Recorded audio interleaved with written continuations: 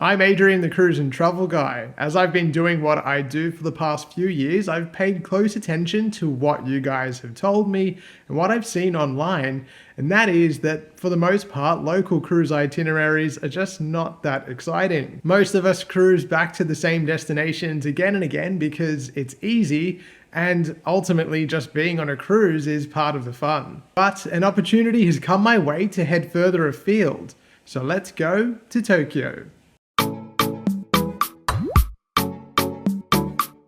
Earlier this year, Norwegian Cruise Line's Australian office invited me to board a cruise taking place on board NCL Spirit, its smallest ship. I've wanted to cruise on board Spirit since I inspected her for a few hours last year while she was in Sydney. Spirit was built and launched as the Superstar Leo all the way back in '98, but has been with NCL since 2004, and in 2020, she underwent a makeover that cost the cruise line over $100 million US. She doesn't feel anything like a ship built last century. Instead, she has an understated luxury about her, right down to her cabins, all of which were overhauled during her refurbishment. But back to the main point. Heading overseas is something that Aussies do in droves, that we love it.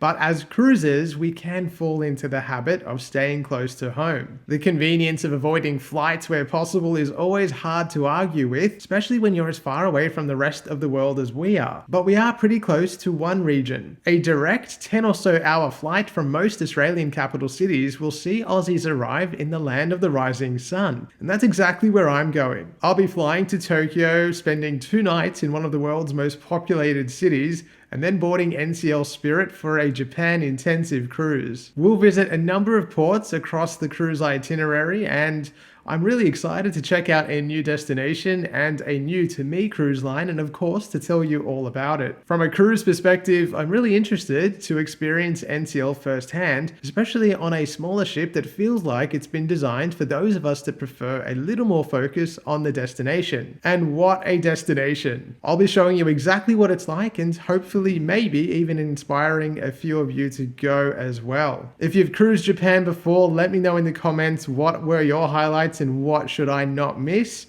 And if you would like to follow along with my travels as they happen live, you can head over to Facebook and Instagram at the Cruise and Travel Guy and keep a keen eye on my stories as I update there pretty regularly. In the spirit of full disclosure, and as I mentioned at the beginning of the video, Norwegian Cruise Line did invite me on board this cruise, so I have not paid for the voyage itself.